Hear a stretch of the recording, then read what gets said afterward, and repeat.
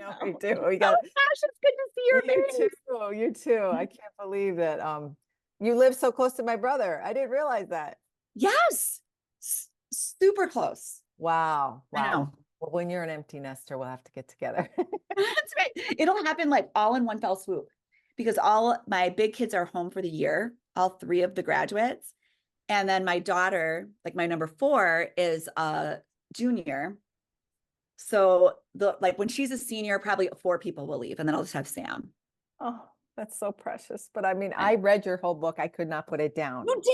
Oh, It was so well written, so so creative, much. so concise, so organized, so Thank captivating. And you. I don't even have children. So if Oh, I was thank into it, you. you know what I mean? It was really Oh, thank you so much. yes. And I think it might have been the educator in me or the friend who has friends with kids or something in Yeah. me. But I don't know. Just I Yeah. think it's just a great read. All right. So are you ready? I'm ready. Okay. Thank you for joining us for another episode of Ain't Gonna Be No Stupid. I'm here with Amy Better's Midtvedt, and we're going to be talking about Ain't Gonna Be No Stupid Mom. And before we get into that, I do kind of want to read your credentials, if that's okay. Is that Sure, too yeah, much? absolutely. Yeah, Yeah. there's a lot, but I want to read these because we have similar credentials and we are also cousins. So Amy has she's been a Today parenting team contributing editor and speaker with more than 1 million readers and 25 years of experience working with adolescents and families. Both her job as a literacy coach and her personal life, where she and her husband Todd wrangle their 5 children. She's been surrounded by kids and teens as passionate about serving them. She believes strongly that all humans are trying to be the best selves each day, and the core of her beliefs is that the best way through is together. Amy has a master's degree in leadership, curriculum, and instruction and began her writing journey when she launched her website and social media in 2016. Her work has appeared in many publications online, including Huffington Post, Parents Magazine, Your Teen Magazine, as well as books So God Made a Mother by Leslie Means and In the Trenches, Hilarious Tales of Parenting Gone Awry by Jen Mearns. You can find her on Facebook, Instagram, and much to her teenager delight, TikTok. I bet they were mortified when they found you were on TikTok. Oh yeah, and they're trying so hard to help me. Right? Yeah. I just keep like I Don't took a be little cringe. TikTok class, and they're like, "Oh, even just saying that means I'm just yeah, 100%. I'm just a giant nerd." Oh, well, anyway, you want to tell them how we know each other, how we're connected? Yes, we are cousins. Like, so you're okay. I've got to get it right I know, though. it's right. It's okay. I can tell. You, Edna's your grandma?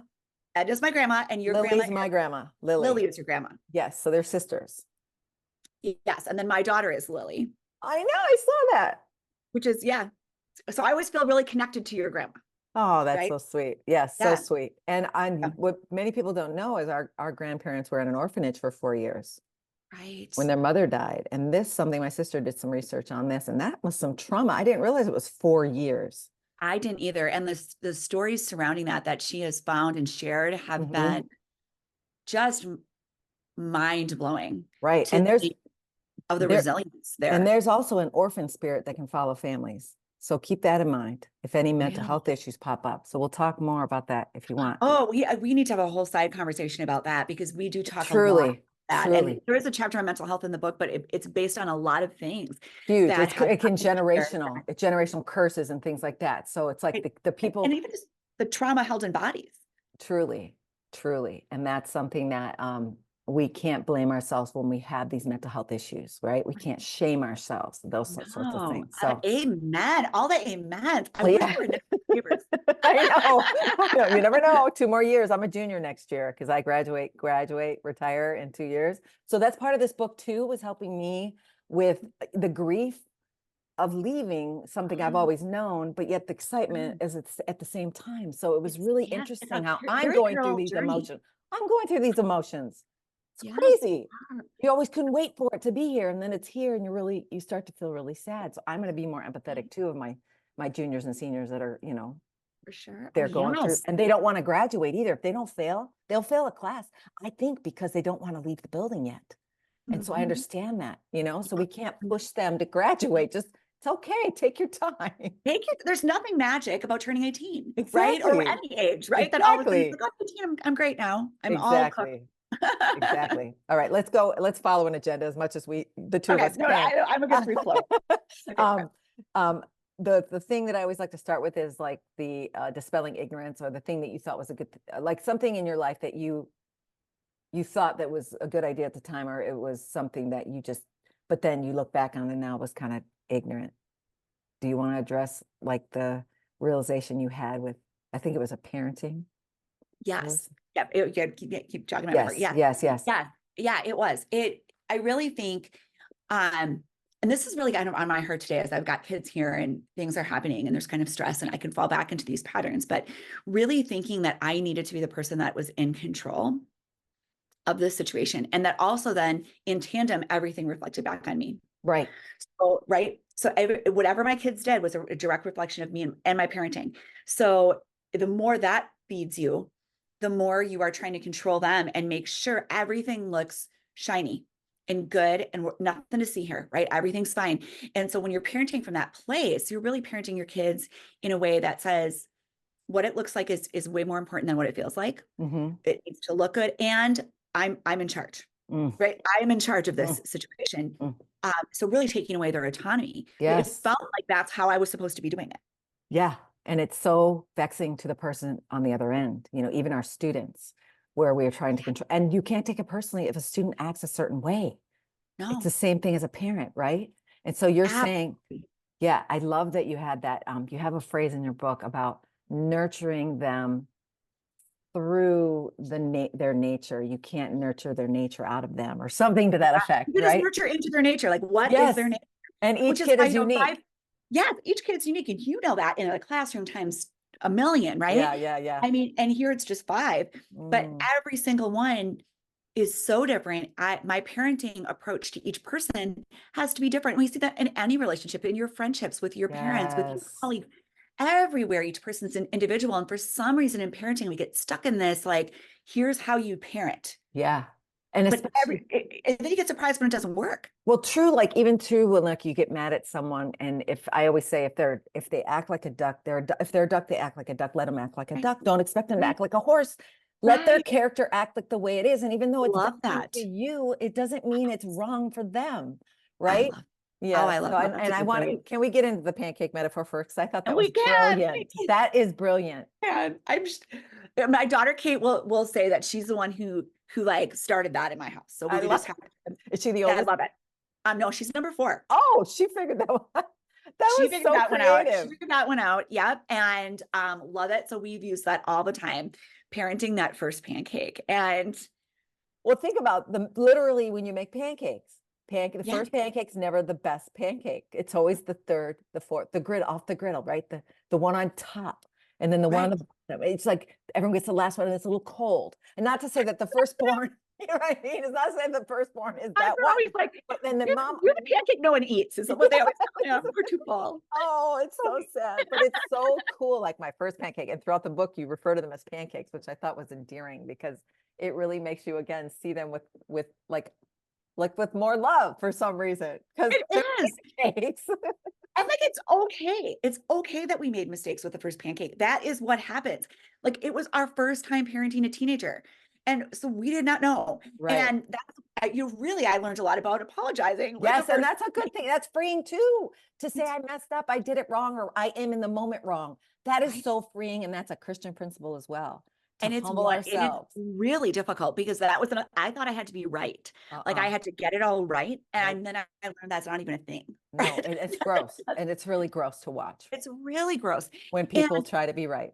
They try, and to stick to that rightness, it puts you like this with your people. Yep. You're just at odds all the time. And then you wonder why, gosh, why do they want to come out of their rooms? Yes. Well, when they come out of their rooms, I'm telling them this, that they need to do, or should have done better, or should be worrying about. Never good enough. No, never good enough. Never good enough.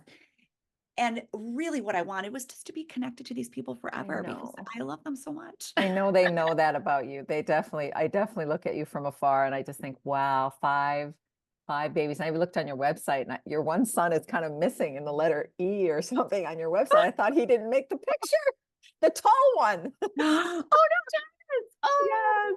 More time. Let's also check that. I gotta move Yeah, him. double check that because I couldn't find him. And I was like, wait, Mhm. oh, and then I looked again. So it was just funny Okay, how. that's like a little, my husband runs my website. So But wait, maybe he likes it that way it too. could be. He's really actually, that's kind of funny because he's probably my most private kid. Yeah, then keep it there. No, it's just perfect. I think it's perfect because that just shows you a lot about who he is. So that's Yeah. cute. All right, let's get into our, no, 1, 2, 3, the unexpected grief that you discovered in parenting. Yes.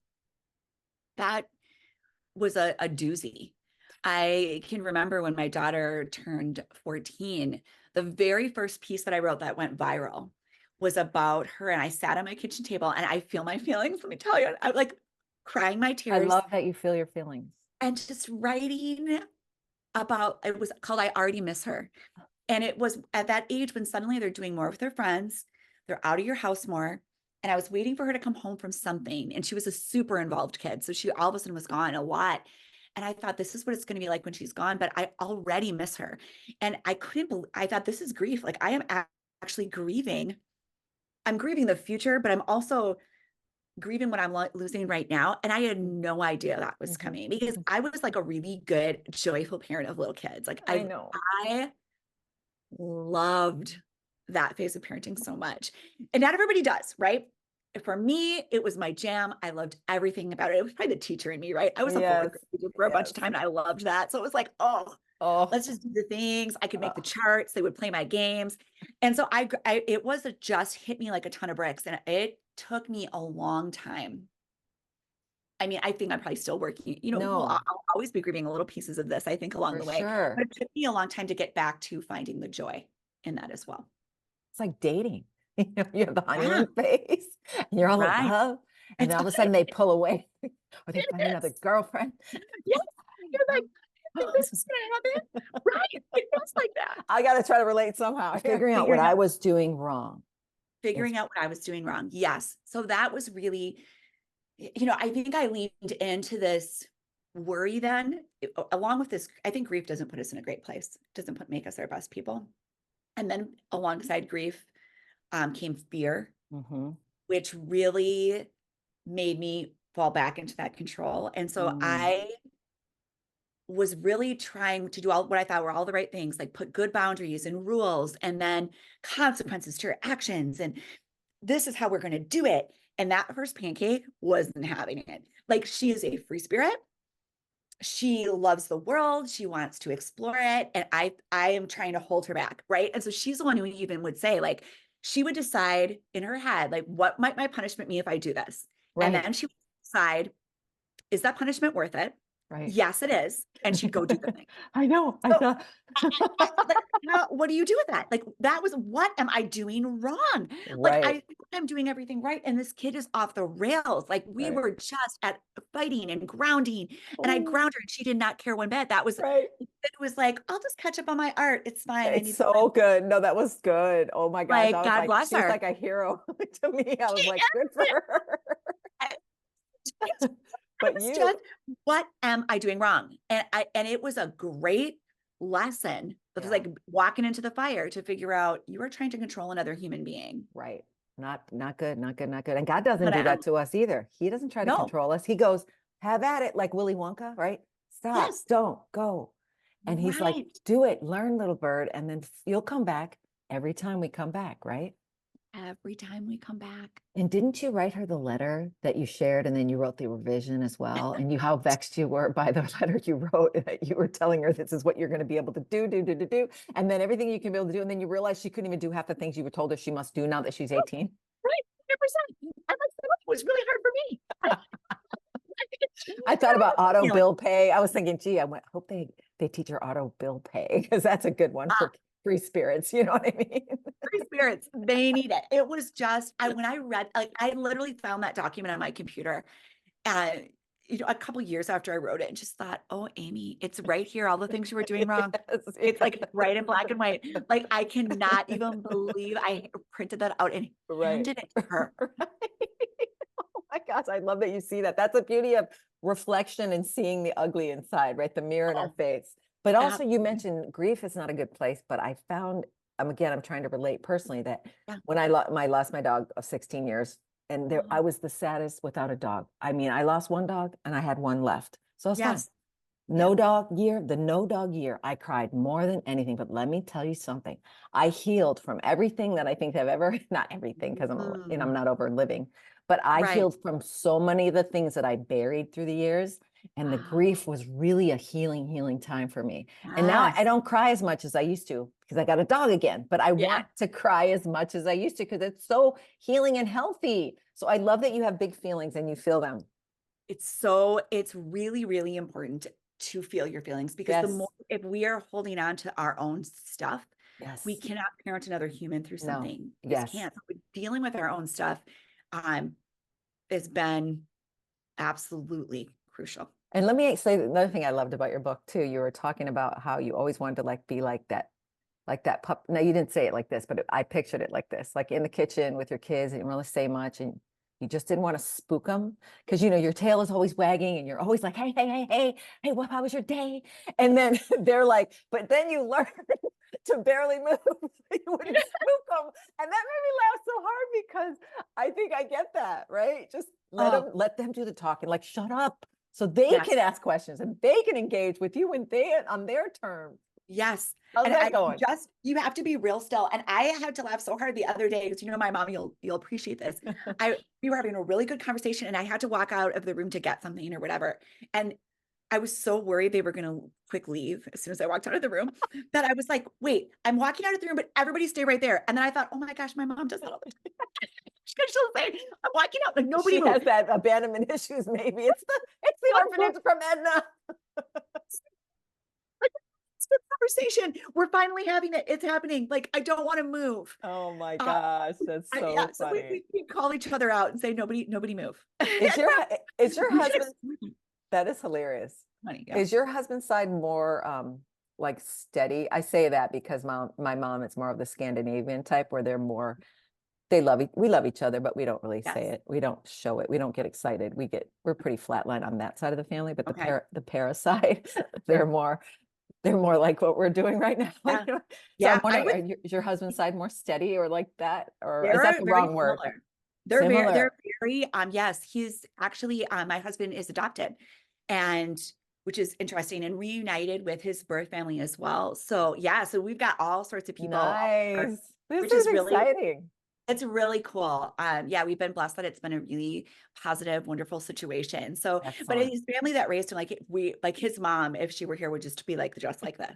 Just I love it so much. yeah. I think we both have like moms like that, and maybe like dads more like Right. this. Okay. Right? Yeah, that's funny. So number 3, let's get into learning to parent differently the way it really matters was another point. Yes.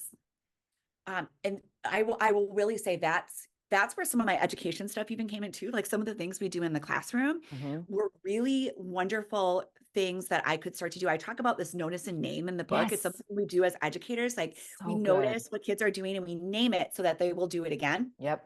And repeat that. And it's really part of that is looking at what's positive that they're doing so they can repeat those positive things. We're looking for the good. Yes. And we're leaning into that. They're doing the best that they can. So instead of, you know, man, your room is a wreck, keep cleaning. And that's that nagging stuff that can come out in us. Yes. Instead, it's, and this just happened yesterday, Thomas, I noticed that you emptied the dishwasher and cleaned up the kitchen, your lunch without asking. Man, that made my day. It was awesome. Awesome. And he looked at me kind of weird, like, because he's a little, he's 19. He's like, of course I did. But not that we don't all always do that, right? So you sounded like Brene Brown when you said that. Oh, that is a really nice comment. Really nice comment. It sounded exactly. I love it. And because it is like that human behavior, right? As much as we can. And when you start doing that as a parent, as an educator, even as a human just in your world, looking around and noticing what kids are doing well and naming it, they sometimes are surprised. They don't realize it's important. And they're going to repeat that again because they thought, God, that made mom's day last time. Well, think about do it again. Absolutely. And think about when you even critique their writing. We often will mess up. We'll just notice the grammar errors and mark it up with red pen. And that's like, no, you notice what they do well as a writer and you encourage them, and then you encourage them to push further and improve in another area, right? How we do it. And you reminded me of that. So thank you for that. Yes. Yes, that's a good, yes, I guess I do think we get lost in that. I felt myself doing that in this last year where I was reading pieces and gosh, I need to respond as a human person to the story that this person is telling about Yes. their lives. And that's a Yes. part of this parenting too. Like, what is the story they're telling of their lives? Not the Ooh, I mess in their like bedroom, that. not the mess in the kitchen, but boy, I noticed in all this, you are really prioritizing your friendships. You are such a good friend. That's awesome. Gosh, I admire that That's in you, so kid, good. That's right? good. That's Yeah, good. that Yeah. humanity. It's Sweet. huge. Which you say, we also get into the mental health issues of, Yeah. you know, I don't think anyone goes through this life without having them, but you've had some scares, I know. If you want to talk, however, you want to talk about that. Yeah, we've had some smaller things and some actually bigger things happen. And what I've really learned, especially in our house, and I do think this is in more places than we think. At first, when there was mental health issues in my house, I was like, this is that I'm the only person. Right. No, Why is this happening to us? It's not, no. once you start being open, people will say, me too. It's Yes. us too. And I've gotten a lot of that. But it's that moment when your kid comes to you and they're going to say, mom. And I always do this now because it's either mom, I need money for gas, or mom, I just had a panic attack at school Mhm. and I have to come home. So identifying those moments and realizing,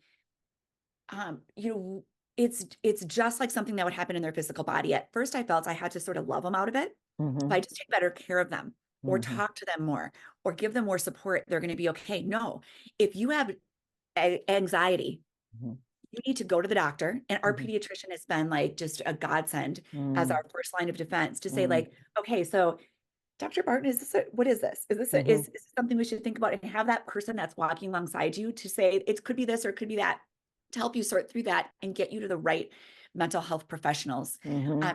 It's just so key. And I think a lot of people are afraid to do that. We sit in it longer than we should, Yep. thinking we can solve it, but you wouldn't let your kid sit with strep throat for 2 weeks or Right. 3 weeks, hoping it went away. And Right. we let our kids sometimes struggle with mental health for months before Yes. we decide it's a problem. And there's just no shame in it. Right.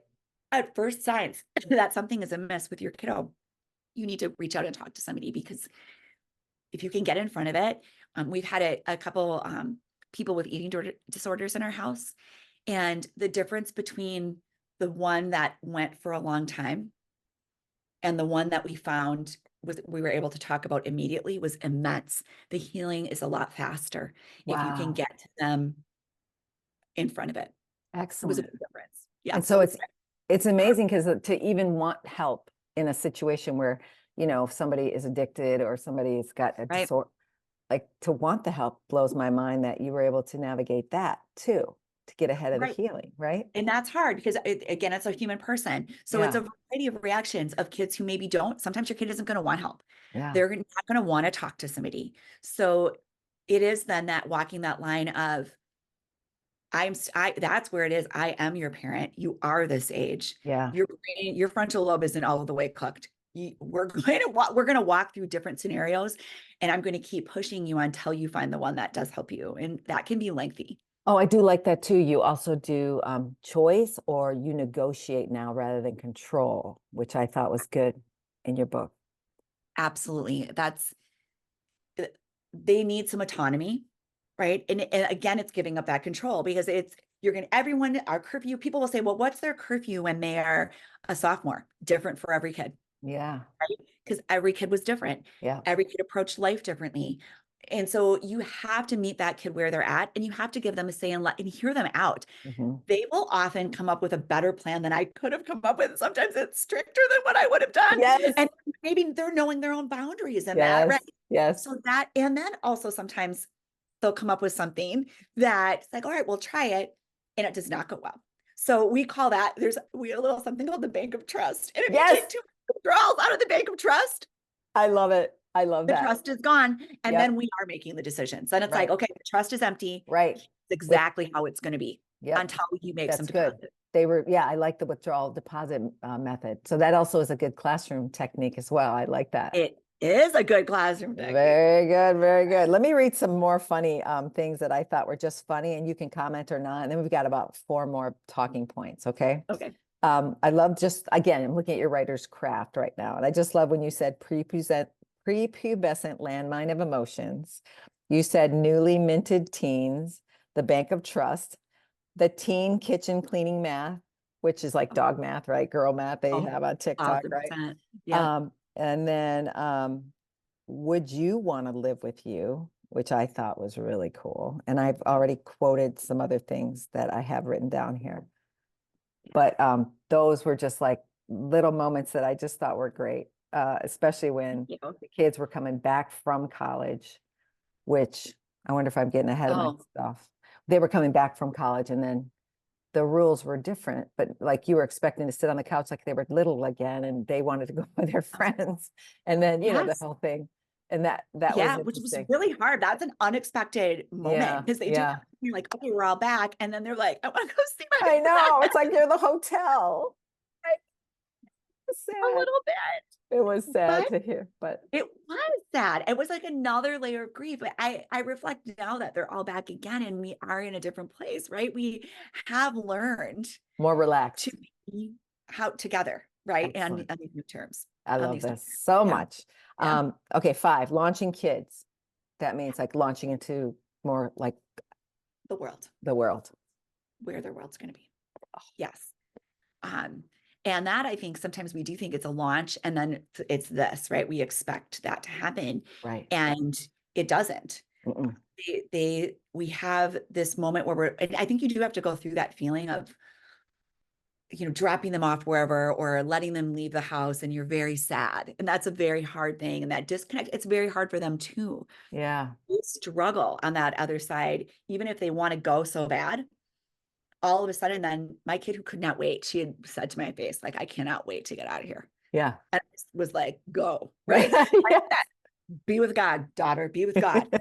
Got you. I am done. It is his turn. You know, but then dropped her off sobbing and I'm sobbing. And then she's having a great time, but a few weeks later is calling to say, like, I'm miserable. I want to come home. Right. So there's that grief on both sides in that launch that you're you have to kind of go through that, I think, to be able to come back together in those. Yes. And the good news is you didn't run and rescue her. I did not. And that was And really it progress. It was like, I thought to myself as I was reading the book, Amy has grown. Amy has grown. It really, like I couldn't believe it. But I would have stolen from her an immense moment of growth. I love that it. she then got to have. And I think that also is the part where you do realize God has them. Yep. God has these kids. Yep. He loves them more than we do, which we can't even imagine. Yes. So she's in good hands. And right? also the biggest lesson here too is you got to remember that whenever you've gone through struggle and you made it through it, you became more resilient, you became stronger, you became wiser. So when we rescue people out of the struggle, then they lose that strength that they're supposed to get as they grow. And I always show that sea turtle video when little baby sea turtles are launched from the hole. And if you carry them to the ocean, they die. You got to get through the sand and you got to keep doing your little, you'll love that. Yeah. So that was a nice lesson that you were saying. Yeah. Okay. Number 6 is parenting for the long haul. Yes. That's a whole thing, right? And that's the beautiful part. That's what we want. We want to have parented in such a way that we get to walk alongside them for all the days. Sometimes that's really hard, right? I know I was on a call with my dad at one point and I was just like really upset about the kids and I'm crying. And I'm like, Dad, when does it end? And he's like, Amy, like at that time I was in my late 40s. He's like, you're in your 40s and you're calling your dad and you're crying. That's so funny. So like, it doesn't end, right? I love that. Such a great moment for me to realize you're right. It doesn't. And that's what I wanted. I wanted my kids to be calling me and they're 40s, crying, right? Like that's it. Always. I want to be their person. And yes, and that changes everything. When you're that's your end goal, right? If you're beginning with that in mind, right? That's the end I want. So beautiful. It changes the decisions you make along the way. It can't help but do that. And you also realize we're a team. We're all in it together. We just actually, our basement had a bunch of water in our basement. It was a big catastrophe. And what I learned is while my kids maybe have a hard time cleaning the kitchen, they are so together when it's time for them to be in a crisis. Like they manage the heck out of the situation. They rose to the occasion. They're drying things. They're shop vacuuming, pulling up floors. They're coming up to me saying, my youngest, Mom, how is your mental load? Right now? Do you need anything? right? They're love out that. getting food and bringing it in because they're realizing it's lunchtime and everyone's, overwhelmed. That's what it is, right? We're all in this team and we're all in together, and then they're here supporting me I as love that. well, right? I And it love that. becomes this relationship. It's just really a wonderful thing. It reminds me of that African word Ubuntu, Ooh, where it's like I wrote it down because I was reading your book. I thought of this. It's an interdependence and a collective engagement and service. It's like a principle, an African principle. I love So that. Ubuntu is the way you all have been rolling, the way you describe with this basement I love that. I situation. feel like I need that on a. Yes, you do. You do. You need stickers for your I website. need stickers. Yes, Wait, check the copyright rules on that. But as I was looking at your website too, the sock hack, I didn't get a chance to read it, but I'm so intrigued. What is your sock hack? My sock hack. Don't you keep a big old, you know how socks I have a do. mind of their own? The socks are a thing with me. That is a whole thing. Yes. So for what we used to do when they were little, which I swear it's not as, now that they have jobs, they don't care as much about my money, right? But I used to pay them 10 cents a pair to pair socks in a basket. And then it was 10 cents if they delivered them to the drawers, or they got 5 cents a pair if they didn't deliver to the person's drawer. Because that's a vexation in and of itself, putting away socks. It's such a thing. It's such a thing. But So it could be a that was like game. yeah, 100%. And they used to fight. Like they'd be all out on the ground and they're trying to get pairs, right? Because then I would take them usually like to Target to spend their money. We have Great. so many socks. Did you see Okay, that yeah. thumbs up? That was Yeah, hilarious. Okay. It does weird. Sometimes you can make it to a heart too. I can't remember how to do it. Which happens to me because I talk with my hands. Yeah. Right. Yeah. So that was a wonderful phase of life. People have Sam, I think, would still do that. He's the one who had, I don't know if you saw his swear jar that he's Yeah, so cute, right? What he really He's swears, the only one, but he doesn't swear. But he has a jar that he made No. about swearing, and he would pay himself. You have to pay. You have to pay money. So ridiculous. Now it's just baskets. Like I can't even tell you the sock situation in this house. I just routinely, and I have 2 baskets now. One is unpaired, one is paired. People are supposed to come get them. I'm ready again to throw them all away. Yeah. Like maybe all I want for like my birthday is for someone to deal socks. Yes. It seems like even just have the same socks. Everybody has the same style. Yes. Every they are the same color. Oh, something. Yeah. I have bought so many different sizes of Nike socks now because they go, you know what I mean? It's like they're supposed to be short, they're supposed to be taller, they're real tall. No. So we have all of them, and invariably I'll have like all these Nike socks lined up, and they're all just different heights. And there are no. Stop it. That would be the worst. It's I did the worst. start using, because I do have a washer now that has that hole at the top, and the guy that repaired it says, always put your underwear in a mesh bag because underwear will end up in here. And he pops it out, and the person who lived here before has a pair of underwear in there. And like, that's where all our socks are going. That is where all of our socks are going. Check that out. Like pop it open. I'm going to. Oh my gosh, I bet there's some. Well, when my girls don't always care if they have the same sock on. Yeah. So when they came back from school, that's funny. I found bags of single socks where I'm like, these all match the socks that are upstairs in my room. Oh, they were all on a vacation. I could totally see that would be so frustrating. So for many you. feet in this house. It's just, although my sister, Nikki, has like 2 unpaired socks. So I don't know if I can get that gene. Oh, she has wow. 5 people in her house and 2 unpaired socks, and I don't even understand. Wow. Wow. Okay. Well, no charge for that free tip, you guys. Okay. Yeah. Back to the agenda. We're going to talk about kids in church. Yes. It's another one, really, I was a good rule following Catholic youth encounter girl, not asking a lot of questions, but I didn't have to because I ticked the boxes. Right. And then all of a sudden you meet people and you're like, oh, wait a minute.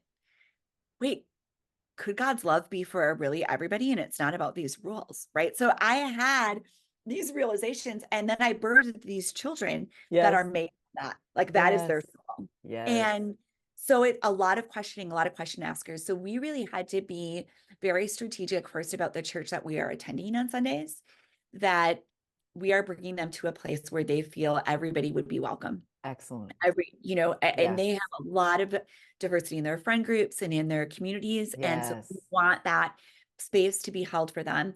And then we really also had to realize, you can I say can lead a kid to church, but you can't make them pray. That's so true. So, right?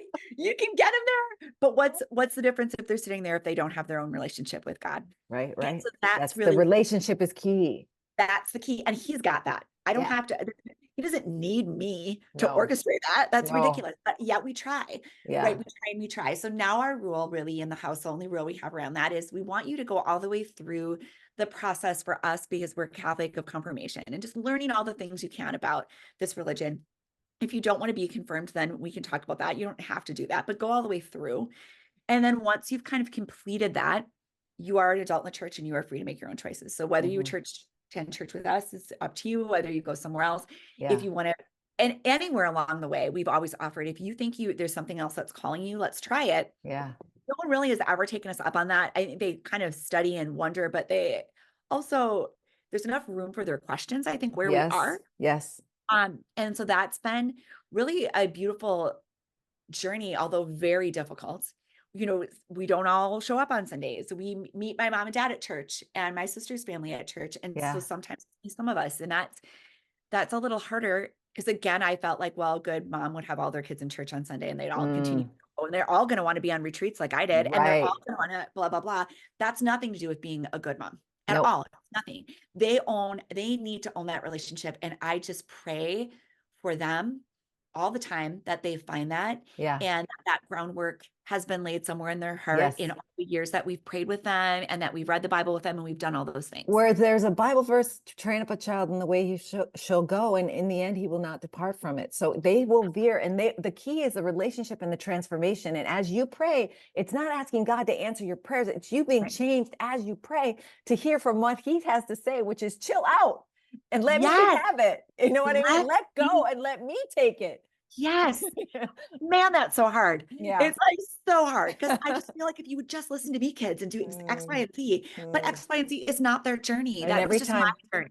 Every time you're feeling this is when you know you got to chill. You got to chill. And that's when I really do have to say, God, help me chill. God, help me chill. Yeah, don't spook.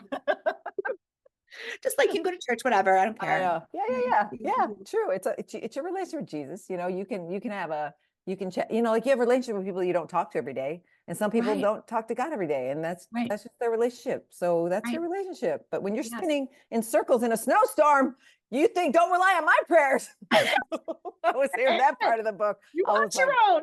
Ooh, and I read that part. I'm like, oh, we knew your prayers were with us, Mom. What about your prayers? Right. I want you to be praying for yourself too. You to be praying for yourself, you know what I mean? You can't be relying on my prayers. Absolutely. And you know I'll be praying. But the heart of that one was that I could feel confident about that one. That's the same one who asked me for blessings. Oh, that was so sweet. So sweet. Yeah, I love that. Love that. All right. The final point, and then we're going to get into your 5, 4, 3, 2, or your 3, 2, 1. Do you remember? Okay. And then I don't know if I remember my 3, 2, 1, but that's what you'll help. I know you're such an improvist that you can do this. Learning how to pass the torch in a different way. Yes. How to pass the torch in a different way. I think that's just connected to all these other pieces, right? It's how are we going to be in our family? And we can construct that, right? Together. We can say, here's what I'm giving you next generation, right? Like, here's what I have to offer you. And now, what are you going to take and do with that next? And I can't wait to see that, because I watch what they're already doing, and I watch their openness, and I watch their ability to talk through things, and I watch their ability to apologize and to say they were wrong and to tell me flat out, like, this is not correct. We need to talk about this, and to watch them protect people in the world, to watch them stick up for people, to watch them. I have people who like to do marches and who like to do all these, and who watch their own mental health, who watch the mental health of their friends and others. It's just, we've gotten you. I've learned so much through them, and I can give them what I can give them. And then to be able to watch them take that out into the world, I am just so pumped to see what this next generation does. Yes. With all the things. And then I think what that's going to trickle down to that next generation. Big. I can't even with them. They are just so far ahead of where I was. I know, right? At their age. It's We were It's not socially conscious, were we? no, It I was all mean, self-centered. I briefly remember caring about styrofoam at McDonald's, like during like when Earth Day became a thing, like, right? Like that was like, right, styrofoam. I feel like we had that, but that was probably it, right? I did not know all the things the world held that they know. And Right, because of I'm social. envious of them getting Yeah, started at this place on the path. yeah. It's I love it. And you mentioned something about they learn to apologize to each other. I just heard this recently, which I want to use in my classroom. yeah. If somebody says something offensive, all you have to say is ouch. And then the other person says, oops. Oh, I like that. If you want to talk about it, fine, but they just acknowledge that they got hurt. And then the other person acknowledges that they hurt them. Oh, Ouch I like and that. oops. Isn't that good? Oh, I'm going to take that right here because that's a thing. Five siblings are now living together. That's our new thing that we're living with, that some are adult siblings living in the home, Yeah. right? Like I think ouch and oops can Instead serve of like going on a very well. rant of like, you hurt my feelings. This person, right? Because you fall back into your childhood patterns, right? When you're together. Yes. And then it's like, Mom, well, you're 21. Right. So do you really need me to Right. negotiate this? You're 21 Right. and 19. Right. Right. Right. Mom, And what am I supposed to do? That ouch and oops, I think can yep, send that acknowledgement, I think could do a lot to break that pattern. It gives them a it'd tool. be great because I know that I could say ouch in Mhm. certain circles that I'm in or family. Yeah. And I'm not sure the other person would say oops, but it would be really Right. nice if they did. Right. Right. Yeah. Oh, thank you for that. Yes. No charge for that either. I All love right. it for real. On the 3, 2, 1 is how I like to close this. Okay. You just decide on the categories of that 3, 2, 1. It could be 3 books, 3 shows, 3 prayers, 3, which is another thing in your book I liked is your prayers. Like there's a prayer for each chapter for parents to pray, Yes. which was really good. I'm going to say 3 ways that you can use right now, or 3 things you need to know about communicating with your teenager right Oh, I now. love it. Love it. Love it. Okay. Number 1, if they're not ready to listen, do not talk. That's marriage advice. Right? That's just, if they are not ready to listen, do not talk. Do not waste words. It's not necessary. Love it. Okay. Number 2, when they are ready to talk, do more listening than talking. Perfect. Right? Be in that moment with them. Perfect. And really connect with them as a human person. Set aside that fear when you're doing that. You can only listen if you set aside the fear that you have about whatever that situation is, because sometimes they're going to bring really big things to you. Yeah. You're going to have a moment. Yeah. Set aside that fear and listen more. So good. Number 3, use technology. Text them. That's good. If you even just have a fun meme thread going with them, on that thread, sometimes they will say things like, Mom, I have to tell you something. And they're able to text that thing to you. Yeah. To the really private kids. Yeah. You have a really private kid. They're able to text that thing to you, and you can go back and forth, which is also lovely because you can be like this. You can react. Yeah. And I needed to like actually cry. Oh. When they weren't there. Right. And just like get through my emotions. Right. And then I could just text back exactly what I wanted to say. I love instead that. of having to rely on my mouth. Right. I love that. I So- don't like when people say they don't like to text or they don't like to email because you can't read the tone. I'm like, you don't want to often read the tone because you got to go cry in your corner first and then come back and you react the right way. So stop with that. So I agree. Stop with that. It's great. And it's their native language. It's their, I love it so much. Their turf. It's on their turf, right? Great advice. Great so advice. Those are three things to keep in mind always when communicating with your teenager. I love that. Okay. 2 things that you can do for yourself. Yes. Great. Thank you. Maybe that's what you needed to prompt me there. Holy Spirit was working. Hey, I was hearing it, but I didn't want to say it. So. No, I'm glad you did because it was stuck. Right. He was waiting for you to prompt me. Thank you. Okay. 2 things that you can do for yourself. Number 1, do not be afraid to give yourself a timeout. When you are in the thick of it, I have had to in the past. There was one time where I like literally turned off my Life 360 and said, you guys, I'm out. And I just drove away and I took a nap behind my school building. So I just couldn't anymore. And it's okay. I was not, anything that I would have said or done in that moment would not have been right.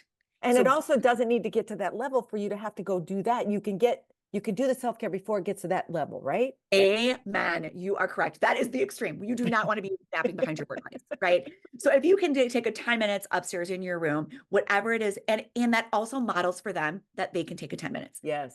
Honor that in them. right? Yes. Do not be afraid to separate. Do not be afraid to give yourself your own bit of time. And the second one, and this is kind of it's not a small one, it's a really big one. And I've been saying this lately to people that when you get a teenager, it might be a good idea just to get a therapist. Like, even if you don't think you need a therapist, No, having a person that you even are connected to, even if it's just once a month, absolutely. that has been a lifeline for me, because it's a person outside of your family structure. You don't have to be going through a giant mental health crisis to have a therapist. No, You it's can a just get one, brilliant idea. Yes. right? And that has been life saving for me, to just be able to say, I'm pouring it all out to a neutral party. Yes. And that person can help you sort through your own stuff that you're stuck in, that you might not even know you're stuck in, Yes. that's getting in the way. And it is a way of caring for yourself and your soul. I love it. That's very true. You Very, know? very true. So those would be my 2 timeouts in therapy, the 2 T's. And then I think my 1 is just to never, ever, ever underestimate the power of prayer. Yes. I Yes. feel that prayer moves love in the world. It's an energy that you are bringing to a situation. It is drawing on God's love in the moment. It is an endless wellspring that we have at our fingertips, and we forget. We forget. And we sometimes think it be this big deal. You can stop and pray Anywhere. continually out your day, All throughout anytime, the day. anywhere, for anything, for Everything. anybody, Yes.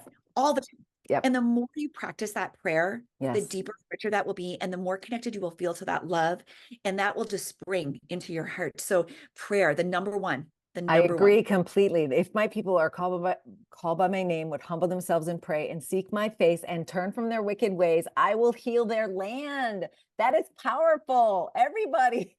Amens. All the amens. I'm jazz Yes. handsing, all the amens. You know, so That is thank you. it. We got to end on that. So, Yes. wow, this Ain't Gonna Be No Stupid podcast is all about imparting wisdom and understanding. So thank you for everything you shared today. I pray that your book just goes viral and all good things come your way, and blessings to your family and all your efforts. As my ring light falls right now. I lost my ring light in the flood. Oh. I have a lamp. My ring light's gone. One of the many tragedies of the basement flooding is my ring light. I gotta replace that. I gotta get on it. Well, thank you so much for doing this. I appreciate you so much. Thank you so much. Oh my gosh, what a treat. Yes, really good. I think my mom wanted to come and sit over here and listen because she was so excited. Hi, Mom. We miss you. I know. We'll see you at the next reunion.